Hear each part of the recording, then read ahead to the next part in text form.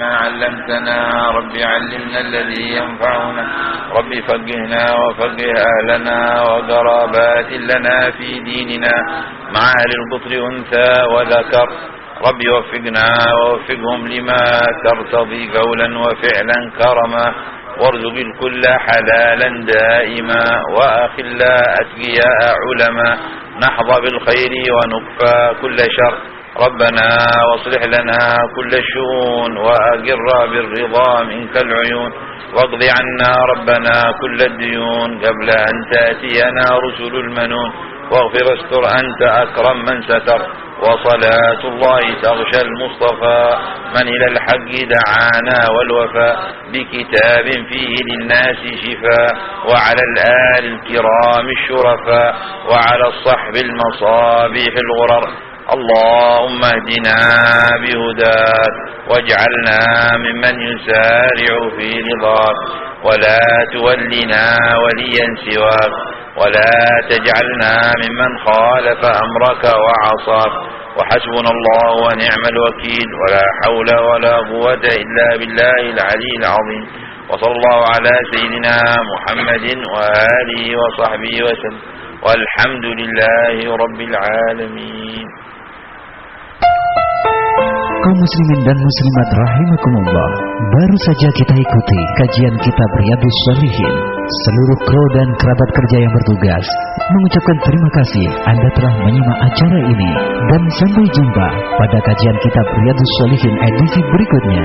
Wassalamualaikum warahmatullahi wabarakatuh. It is your light that we need. You came to teach us how to live. Muhammad ya Rasulullah, you were so caring and kind. Your soul was full of light. You are the best of mankind. Muhammad khairu khalqillah,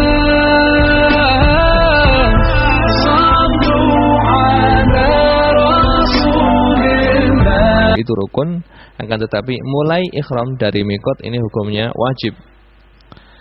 Yang kedua adalah melempar jumroh 3, melempar jumroh Aqabah, Sughra dan Wusta. Kemudian yang ketiga adalah al-mabit bi Musdalifah, bermalam di Musdalifah. Yang keempat adalah mabit bi Mina, bermalam di Mina pada malam-malam hari tasyrik. Yang kelima adalah tawaf wada. Tawaf wada ini hukumnya wajib, tawaf sebelum meninggalkan kota Makkah. Yang keenam adalah at-taharruz anil muharramat, yaitu menjaga diri dari segala bentuk perkara yang diharamkan dalam ihram. Ini adalah wajibnya haji. Adapun wajibnya umrah adalah dua hal. Yang pertama adalah kaunul ihram minal miqat, ihram umrah dimulai dari miqat. Yang kedua adalah at-taharruz anil muharramatul ihram, menjaga diri dari hal-hal yang diharamkan dalam ihram. Dua hal ini adalah wajibnya umrah. Jadi kalau wajibnya haji itu ada 6, adapun wajibnya umrah cuma 2 saja. Karena umrah itu tidak ada yang namanya mabit di Musdalifah, dan tidak ada yang namanya melempar jumrah, dan juga tidak ada yang namanya mabit di Mina. Maka kewajiban umrah cuma 2 saja, mengerjakan ihram dari miqat dan menjaga diri dari hal-hal yang diharamkan ketika dalam keadaan ihram. Ini adalah rukun haji dan wajib-wajibnya haji, rukun umrah dan wajib-wajibnya umrah. Adapun perbedaan antara rukun dan wajib, fardunya haji dan wajibnya haji, ulama menyebutkan bahwasanya kalau di selain ibadah haji tidak ada perbedaan antara fardu dan wajib, atau antara rukun dan wajib tidak ada perbedaan di selain bab haji. Tapi untuk bab haji ini para ulama membedakan antara rukun haji atau fardu haji dengan wajibnya haji. Wajibnya haji adalah, atau rukun haji dan wajibnya haji adalah hal-hal yang wajib untuk dikerjakan dalam ibadah haji. Akan tetapi kalau wajibnya haji kalau ditinggalkan, maka hajinya tidak sah, tapi boleh diganti dengan dam supaya hajinya menjadi sah. Kalau rukun, hal-hal yang wajib dikerjakan dalam ibadah haji, kalau tidak dikerjakan maka hajinya tidak sah dan tidak boleh diganti dengan dam. Tidak boleh diganti dam. Ini adalah perbedaan antara rukun dan wajib. Jadi saya ulangi lagi. Wajibnya haji adalah sesuatu yang wajib dikerjakan oleh orang yang beribadah haji. Kalau ditinggalkan, maka hajinya tidak sah, tapi boleh diganti dengan dam supaya hajinya menjadi sah. Adapun rukun haji adalah hal-hal yang wajib dikerjakan oleh orang yang menjalankan ibadah haji.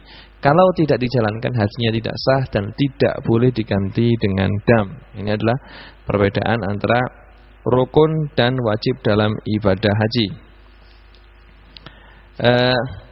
Rukun ibadah haji seperti yang saya sebutkan tadi adalah 6. Yang pertama adalah ihram, dan yang dimaksud dengan ihram ini adalah niat untuk masuk menjalankan ibadah haji. Nanti akan kita terangkan bagaimana cara niatnya. Yang kedua adalah wukuf di Arafah. Yang kedua adalah wukuf di Arafah. Wukuf di Arafah ini mempunyai satu syarat agar wukufnya menjadi sah. Syarat wukuf di Arafah adalah bahwasanya orang yang haji tersebut harus berada di Arafah. Harus berada di Arafah pada tanggal 9 Dzulhijjah, pada hari Arafah, mulai dari tergelincirnya matahari, masuknya waktu zuhur sampai terbitnya fajar shadiq pada tanggal 10 Dzulhijjah. Kalau orang yang haji berada di Arafah pada waktu tersebut, yaitu antara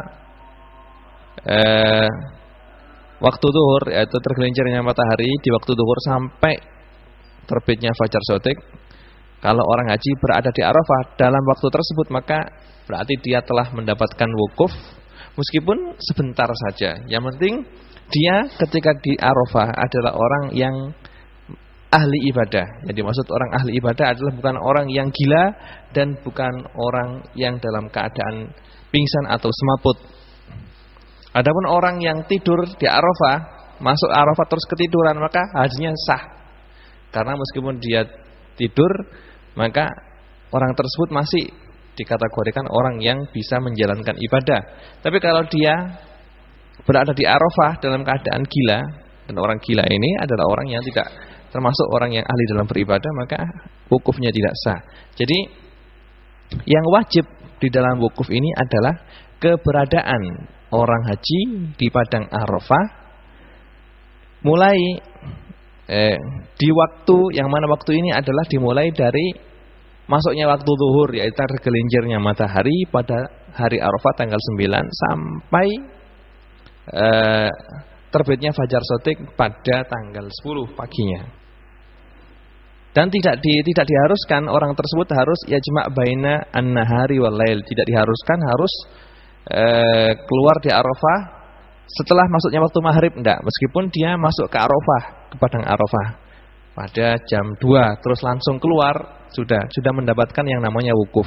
Tapi yang afdal, yang sunnah adalah dia masuk ke padang Arafah pada siang hari, kemudian tidak keluar dari padang Arafah kecuali telah masuknya waktu maghrib, karena ajam'u mengumpulkan di padang Arafah bainal zuhur bainal nahari wal lail itu sunnah.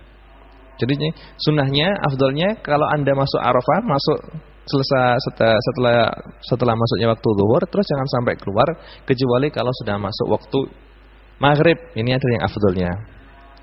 Nah, tapi meskipun seperti yang saya katakan tadi, meskipun dia keluar masuk Arafah sebentar saja terus keluar, yang penting yang dimasuki adalah padang Arafah, maka wukufnya sah.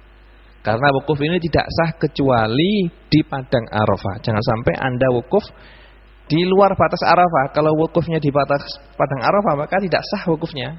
Kalau wukufnya tidak sah, maka hajinya tidak sah juga. Maka harus berhati-hati, jangan sampai ikut-ikutan dengan orang yang tidak mengerti bahwasanya pada tahun ini, seperti yang saya lihat di banyak televisi, di televisi Jazirah mengatakan bahwasanya banyak sekali sebagian orang yang haji itu tidak mau masuk Arafah. Mereka mengatakan Arafah sekarang lagi sesak, berdesakan. Itu salah, karena kalau seandainya dia wukuf di luar padang Arafah, maka wukufnya tidak sah. Ya, maka saya ulangi lagi, untuk wukuf ini yang wajib dilakukan untuk sahnya wukuf ini, yang pertama adalah orang tersebut berada di padang Arafah pada waktu setelah masuknya waktu zuhur sampai terbitnya fajar shadiq, dan tidak disyaratkan harus terus menerus di Arafah. Yang penting dia masuk Arafah pada waktu tersebut, maka telah sah wukufnya, Dan yang penting orang tersebut adalah orang yang ahli ibadah, maksudnya bukan orang yang gila dan bukan orang yang lagi dalam keadaan pingsan atau semaput dalam bahasa Jawanya. Kalau orang tersebut orang yang orang yang siuman, orang yang tidak pingsan dan orang tidak gila, maka wukufnya menjadi wukuf yang sah. Adapun rukun yang ketiga adalah tawaf. Rukun yang ketiga adalah tawaf, dan tawaf ini termasuk ibadah yang rumit. Orang yang haji harus mengerti cara atau syarat-syarat tawaf atau wajib-wajibnya tawaf. Syarat tawaf itu ada 10 sebagaimana disebutkan oleh para ulama. Yang pertama, satrul aurah. Orang yang mau mengerjakan tawaf harus menutup auratnya. Jangan sampai auratnya terbuka. Kalau orang laki-laki, maka auratnya dia harus menutup di antara pusar dan lutut. Di antara pusar dan lutut harus tertutup. Jangan sampai ketika tawaf terus sarungnya atau kain pakaian ihramnya itu tidak sampai menutup pusarnya. Kalau pusarnya kelihatan ketika tawaf, maka tawafnya tidak sah. Maka harus berhati-hati, harus menutup antara pusar dan lutut untuk orang laki-laki, karena auratnya orang laki-laki adalah antara pusar dan lutut. Untuk orang perempuan harus ditutup semuanya sampai kakinya, telapak kaki juga harus ditutup. Jangan sampai tawaf dalam keadaan tawaf haji misalnya atau tawaf umroh terus tidak memakai kaos kaki sehingga telapak kakinya terbuka. Kalau telapak kakinya terbuka berarti tawafnya tidak sah, karena dia tidak menutup aurat, karena telapak kaki termasuk auratnya perempuan. Juga diusahakan jangan sampai, jadi sebelum tawaf itu diteliti apakah auratnya terbuka atau tidak. Termasuk aurat adalah rambut. Jangan sampai rambutnya ini kelihatan, karena rambut ini termasuk aurat. Kalau seandainya terbuka kerudungnya, maka tawafnya tidak sah. Jadi syarat tawaf yang pertama harus satrul aurah, menutup aurat. Syarat yang kedua adalah at-thaharah anil hadatsaini. Syarat kedua adalah orang yang tawaf harus suci, tidak boleh punya hadas, baik hadas kecil atau hadas besar. Maka kalau seandainya di tengah-tengah tawaf terus batal wudunya, maka dia harus wudu terlebih dahulu terus kembali meneruskan tawafnya. Nah, karena ketika musim haji ini di arena tawaf atau di mataf ini sangat berdesak-desakan. Kadang-kadang kita tidak sengaja menyentuh perempuan sehingga wudu kita batal. Maka sulit sekali kita tawaf untuk menjaga wudu kita, jangan sampai kita menyentuh perempuan, kecuali kalau kita sangat berhati-hati sekali. Kalau jangan sampai kita menyentuh bersentuhan dengan perempuan sehingga wudu kita batal. Kalau wudu kita batal, berarti tawaf kita harus wudu lagi. Keluar masjid sedangkan tempat wudu sangat jauh, capek nantinya. Maka kalau sulit untuk menjaga suci, untuk menjaga wudu ini, boleh kita misalnya berpindah untuk mengikuti mazhabnya Imam Abi Hanifah yang mengatakan bahwasanya bersentuhan dengan perempuan tidak membatalkan wudu, ya. Maka dalam keadaan seperti ini enaknya, gampangnya, ya, kita mengambil atau ikut kepada mazhabnya Imam Abu Hanifah yang mengatakan bahwasanya menyentuh perempuan tidak membatalkan wudu, atau mazhabnya Imam Malik yang mengatakan menyentuh perempuan tidak membatalkan wudu kecuali disengaja atau merasakan enak, ya, merasakan enak. Jadi harus jangan sampai wudunya itu batal. Kalau orang tersebut tawaf dan mengikuti mazhabnya Imam Syafi'i dalam hal wudu, maka kalau bersentuhan dengan perempuan maka batallah wudunya, Maka harus memperbarui wudu lagi terus kembali meneruskan tawafnya. Yang ketiga, at-taharah 'anil najasah. Orang yang tawaf harus suci dari najis, jangan sampai dia mempunyai najis. Yang keempat, ja'alul baiti an yasarihi. Ka'bah itu berada di sebelah kirinya. Ka'bah harus selalu di sebelah kiri, maka dia berjalannya itu miring, jangan sampai menjadi Ka'bah itu berada di bahu kirinya. Jangan sampai nanti kalau posisinya berubah, maka secepatnya harus kembali ke belakang sedikit, terus membenarkan posisi baru meneruskan tawafnya seandainya dia posisinya berubah ketika dalam keadaan tawaf. Yang berikutnya yang menjadi syarat tawaf adalah al-ibtida' bil hajar aswad. Tawaf itu dimulai dari hajar aswad, tidak boleh tawaf dimulai selain dari hajar aswad. Dan ketika memulai tawaf dan dimulai dari hajar aswad, jangan sampai posisinya itu menghadap ke kiblat, tapi posisinya diusahakan tetap bagian bahu kiri ini adalah lurus dengan kiblat, lurus dengan kiblat. Terus syarat berikutnya adalah kaunuhu sab'an. Tawaf ini dilakukan 7 keliling. Kalau seandainya dia ragu-ragu apakah yang saya lakukan tadi itu 7 putaran atau 6 putaran, maka dia menjadikan hal tersebut 6 putaran dan ditambah 1 putaran saja. Kayak orang yang ragu-ragu dalam salatnya, apakah saya salat ini sudah 3 rakaat, sudah 4 rakaat atau 3 rakaat, maka jadikan salat tersebut 3 rakaat dan ditambah 1 rakaat lagi. Begitu juga dengan tawaf ini, seandainya dia ragu-ragu apakah saya tadi itu tawaf sudah 7 keliling atau masih 7 putaran atau masih 6 putaran, maka Anda mengambil bahwasanya yang Anda lakukan adalah masih 6 putaran dan harus ditambah 1 putaran lagi.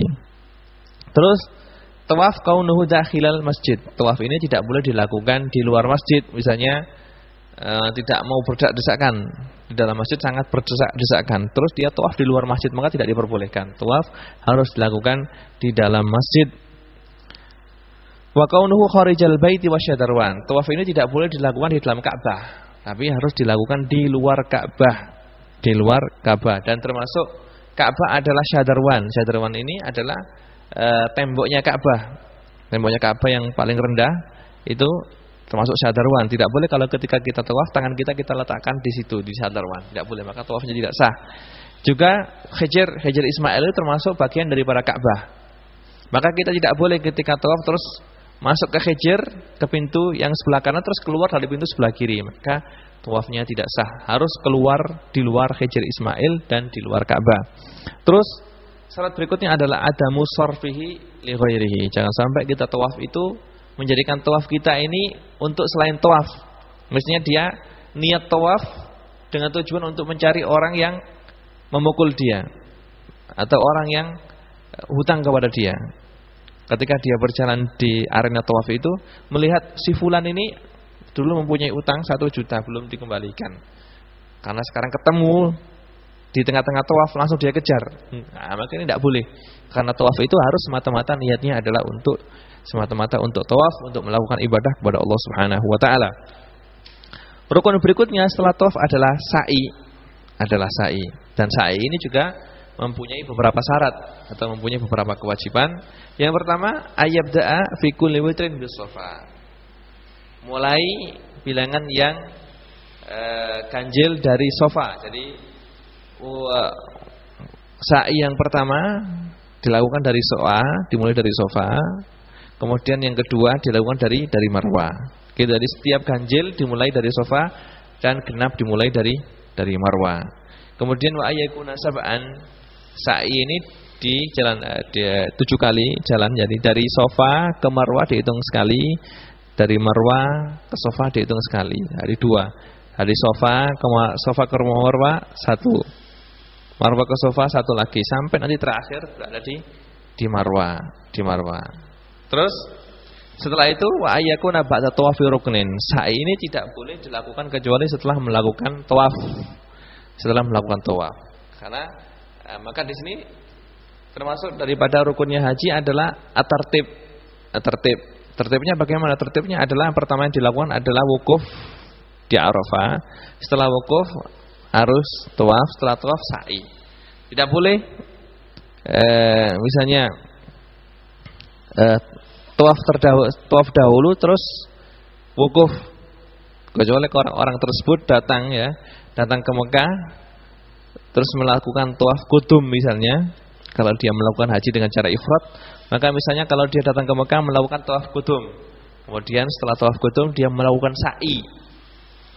Setelah sa'i kemudian berangkat ke Arafah. Nanti setelah tawaf rukun tawaf ifadah dia tidak dituntut untuk sa'i lagi karena sa'inya sudah dikerjakan ketika selesai mengerjakan tawaf qudum. Yang penting sa'i ini tidak boleh dikerjakan kecuali setelah mengerjakan tawaf. Kalau baik tawaf rukun yaitu tawaf ifadah atau tawaf sunnah yaitu tawaf qudum. Ini adalah syarat-syaratnya sa'i ya. Kemudian halqu awi taksir ya. Halqu taksir ini adalah rukun yang kelima dari rukunnya haji. Karena rukunnya haji itu adalah ihram, terus wukuf, terus tawaf, terus sa'i, terus mencukur rambut atau memotongnya, terus tertib. Nah, tertib ini seperti yang saya katakan lagi tadi, tertib antara wukuf, tawaf dan sa'i. Wukuf, tawaf dan sa'i. Adapun selain ini maka tidak disyaratkan untuk tertib, Misalnya dia mendahulukan mencukur dahulu kemudian tawaf diperbolehkan. Adapun sa'i tidak boleh dilakukan kecuali setelah mengerjakan tawaf. Adapun wajibnya haji, seperti yang saya katakan tadi, wajibnya haji itu adalah ihram harus dimulai dari mikot. Yang kedua melempar jumrah. Yang ketiga adalah mabit di Musdalifah. Yang keempat adalah mabit di Mina pada malam-malam hari tasyrik. Yang kelima adalah tawaf wada. Dan yang keenam adalah menjaga diri dari hal-hal yang diharamkan ketika melakukan ihram. Untuk kewajiban yang pertama adalah ihram harus dimulai dari mikot. Ihram harus dimulai dari mikot. Dan yang dimaksud dengan ihram ini adalah pembukaan. Untuk ibadah haji ini adalah ihram. Ihram itu adalah niat pertama kali kita melakukan ibadah haji. Ihram ini harus dilakukan di mikot. Dan mikot ini seperti yang disebutkan oleh para ulama dibagi menjadi dua. Ada yang dinamakan mikot zamani dan ada yang dikatakan mikot makani. Mikot zamani adalah bulan-bulan atau hari-hari yang telah ditentukan untuk mengerjakan ibadah haji. Ihram itu tidak boleh dilakukan, kalau ihramnya adalah ihram haji, tidak boleh dilakukan di setiap waktu, tapi di sana ada waktu-waktu khusus untuk melakukan ihram haji. Untuk melakukan ihram haji seperti dalam Al-Qur'an Allah Subhanahu wa taala telah menjelaskan al-hajju asyhurum ma'lumat, bahwasanya ibadah haji itu adalah dilakukan pada bulan-bulan yang telah ditentukan. Bulan-bulan yang ditentukan itu apa saja? Itu bulan Syawal dan bulan Dzulqa'dah dan 10 hari dari bulan Dzulhijjah. Bulan-bulan inilah adalah bulan-bulan haji. Kalau ada orang yang melakukan ibadah umroh atau masuk untuk kalau ada orang yang melakukan ibadah haji, masuk mengerjakan ihram untuk melakukan ibadah haji di selain 3 bulan ini, maka hajinya tidak sah karena untuk waktu haji telah ditentukan oleh Allah Subhanahu wa taala. Adapun ihram umrah ini sepanjang tahun adalah waktu untuk melakukan umrah. Umrah itu boleh dilakukan sepanjang tahun. Boleh. Tidak ada yang namanya mikot zamani khusus untuk umrah karena sepanjang tahun adalah waktu untuk melakukan umrah. Adapun mikot makani adalah tempat untuk memulai mengerjakan ihram haji atau mengerjakan ihram umrah. Dan tempat-tempat untuk memulai ihram ini telah ditentukan oleh Rasulullah sallallahu alaihi wasallam. Maka seperti yang disebutkan dalam hadis yang diriwayatkan oleh Imam Bukhari dan Imam Muslim dari sahabat Ibnu Abbas radhiyallahu anhuma, qala waqata Rasulullah sallallahu alaihi wasallam li ahli al-Madinah Dzal Khulaifah wa ahli Syam al-Juhfah wa ahli Najd Qarn wa ahli Yaman Yalamlam wa qala hunna lahunna wa liman ata alaihinna min ghairi ahlihinna mimman aradal hajj wal umrah faman kana tuna zalika famin haitsu ansha'a hatta ahlu Makkah min Makkah. Yang artinya bahwasanya Rasulullah sallallahu alaihi wasallam telah menentukan tempat-tempat untuk melakukan ihram. Li ahli Madinah dal khulaifa, untuk ahli Madinah kalau ingin berangkat haji atau umrah, maka mikotnya harus dimulai dari Dzul Khulaifah. Wali ahli Syam Juhfa, untuk orang-orang yang dari Syam. Syam ini adalah Suriah, daerah Lebanon, daerah Baitul Maqdis, daerah Yordan. Ini 4 daerah yang dinamakan Syam adalah Juhfa. Jadi untuk mereka yang berangkat dari Syam, maka mikotnya adalah dari Juhfa. Wali ahli Najd Qarnin, untuk orang yang datang dari Najd, maka mikot makaninya adalah Qarnin. Najd itu mana? Najd itu daerah Riyadh sana. Daerah Najd sana itu, maka kalau datang dari haji dari daerah Riyadh sana dan sekelilingnya, maka mikotnya adalah dari Najd. Wa ahli Yaman Yalamlam, dari untuk orang yang datang dari Yaman atau orang yang datang dari sebelah kanannya Ka'bah, maka mikotnya adalah Yalamlam. Seperti orang Indonesia, orang Malaysia, orang Singapura, mikotnya adalah dari Yalamlam. Kemudian Rasulullah bersabda, hunna lahunna. Mikot-mikot tersebut adalah untuk orang-orang yang datang dari daerah-daerah tersebut. Waliman ata alaihinna min ghairi ahlihinna. Begitu juga untuk orang-orang yang lewat daerah-daerah tersebut meskipun mereka bukan orang penduduk daerah tersebut. Misalnya kalau kita orang ahli Indonesia, orang Indonesia misalnya, kalau sebelum haji itu datang ke Madinah terlebih dahulu untuk mengambil arba'in misalnya, maka nantinya kalau mau ke Mekah untuk mengerjakan umrah atau untuk mengerjakan haji, maka mikotnya berada dimulai dari Dzul Khulaifah atau dimulai dari Abar Ali, karena meskipun mereka bukan orang Madinah, tapi mereka mulai mengerjakan umrah haji mulai mengerjakan ikhram hajinya atau ikhram umrahnya dari Madinah, maka mereka mikotnya adalah dari Dzul Khulaifah. Mimman aradul hajj wal umrah faman kana duna dzalik famin haitsu ansha. Kalau orang tersebut rumahnya duna dzalik, tidak sejauh itu, yakni orang tersebut rumahnya dari Mekah itu kurang dari 2 marhalah, rumah dia ke Mekah itu kurang dari 81 km, maka famin haitsu ansha, maka mulai ikhramnya dimulai dari mana? Dari rumahnya masing-masing. Hatta ahlu Makkah min Makkah. Begitu juga orang yang bermukim di Mekah atau orang yang berdomisili di Mekah, maka mulai ikhramnya adalah dimulai dari rumahnya mereka sendiri-sendiri. Dimulai dari rumahnya mereka sendiri-sendiri, tapi yang afdal adalah mereka datang ke Masjidil Haram untuk melakukan ikhram haji atau ikhram haji dari Masjidil Haram. Jadi secara ringkas mikot makani ini ada 6. Yang pertama adalah Dzul Khulaifah bagi orang-orang yang datang dari Madinah atau orang-orang yang lewat Madinah. Terus Juhfa, yaitu bagi orang-orang yang datang dari Syam atau dari Mesir, dari Maghrib, dari Maroko, dari Tunis sana dengan memakai Juhfa. Yang ketiga adalah Yalamlam bagi orang yang datang dari daerah Yaman atau daerah yang di kanan Ka'bah seperti orang Indonesia, orang Malaysia dan orang Singapura. Yang keempat adalah Qarn, yaitu bagi orang yang datang dari daerah Najd, yaitu daerah Riyadh dan sekitarnya sana. Kemudian yang kelima adalah Dzatu Irqin, ini bagi orang yang datang dari Irak atau dari daerah-daerah timur ya, dari Irak dan orang-orang yang lewat daerah tersebut, maka mikotnya ada Dzatu Irqin.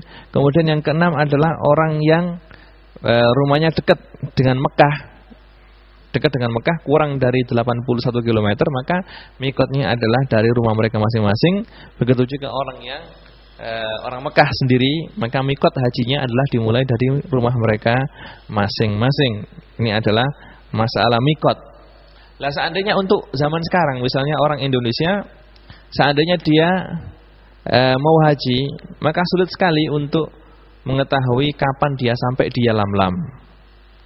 Kadang-kadang petugas haji yang ada di pesawat atau petugas yang ada di pesawat mengingatkan bahwasanya kita sekarang berada di atas Yalamlam. Maka ketika itu mereka harus mulai mengerjakan ikhram, tapi sulit sekali karena keadaan perjalanan yang panjang, yang lama, 8 jam atau sekitar 10 jam, terus ngantuk-ngantuk. Terus juga orang dalam keadaan memakai ikhram itu ada sangat masyaqqat sekali. Maka sebagian ulama mengatakan boleh kita ikhram kita mulai dari Jeddah. Ya, kita Jeddah juga diperbolehkan. Banyak sekali ulama yang memperbolehkan kita memulai ikhram dari Jeddah. Kalau seandainya pesawatnya turun di airport di Jeddah, maka boleh Anda berangkat dari Indonesia dengan berpakaian biasa, nanti sudah sampai di airport di Jeddah baru melakukan mulai ihram haji atau ihram umrah.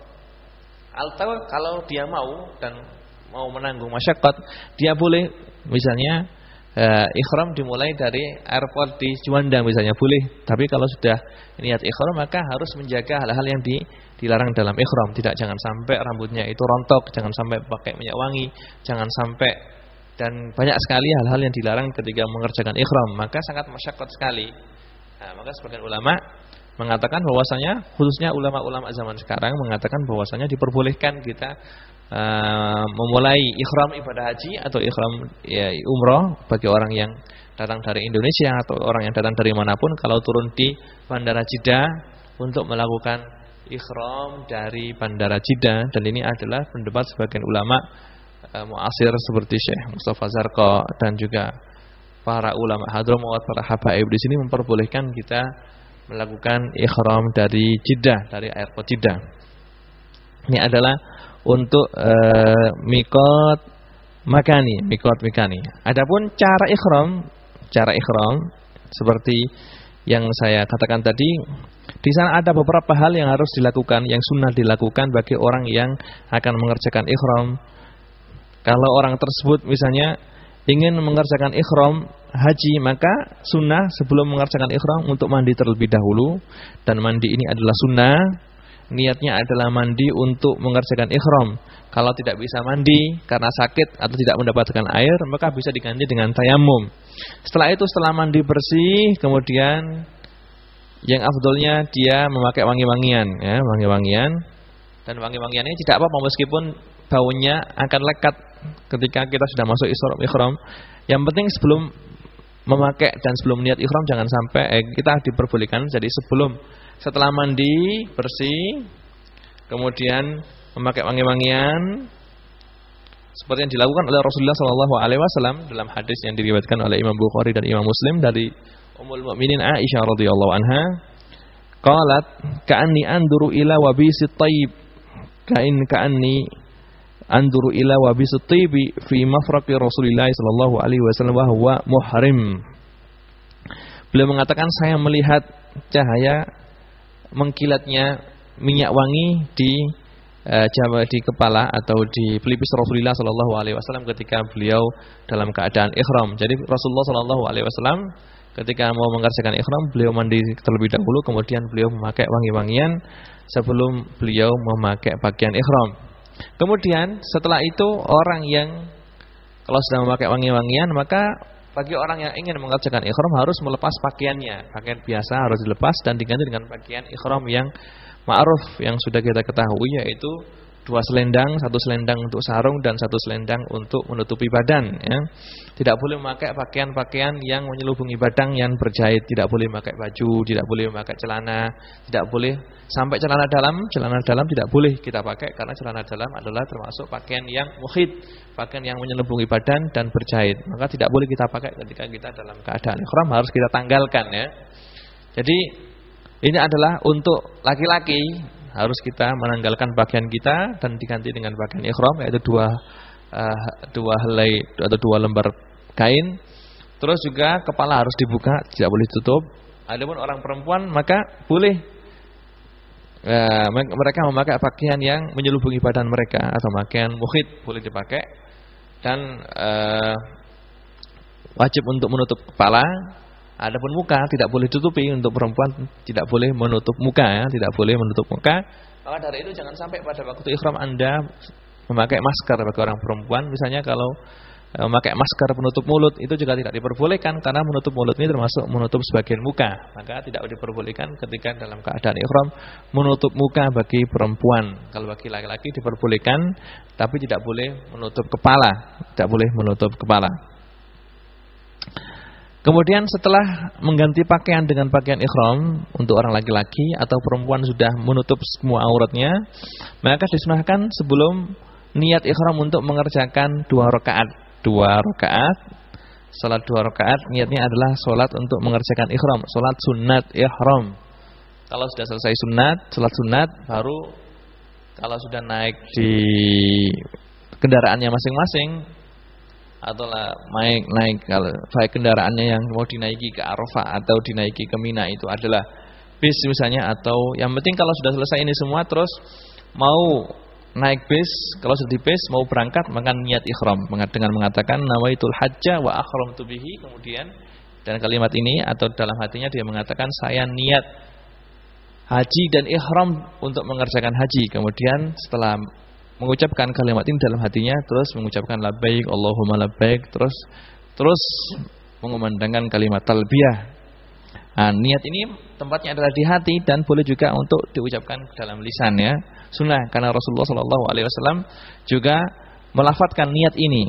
Lafadzkan niat ini belum mengajarkan nawaitul hajja wal umrata labbaik Allahumma bihajjin. Ya, labbaik Allahumma labbaik seterusnya. Tapi niat itu adalah tempatnya di hati dan boleh diucapkan agar bisa membantu hati lebih khusyuk dalam mengerjakan ibadah haji. Ini adalah cara untuk melakukan ihram, Kalau ihram yang dilakukan itu ihram haji, maka niatnya nawaitul hajjah. Kalau ihram yang dilakukan adalah ihram untuk umrah, maka nawaitul umrah. Ini adalah yang berhubungan dengan masalah ihram dan yang berhubungan dengan miqat zamani dan miqat makani. Terus kewajiban haji yang kedua yaitu ramyul jimar, melempar jumroh 3, dan insya Allah untuk melempar jumroh ini akan kita terangkan dalam kajian kita yang akan datang. Sebelum kita tutup kajian kita pada malam hari ini, di sini ada sebuah pertanyaan yang bunyinya, Ustadz, bagaimana kalau haji dalam kondisi haid? Kalau seorang perempuan ketika mau berangkat haji atau ketika mau berangkat haji misalnya mau ihram haji terus haid, maka diperbolehkan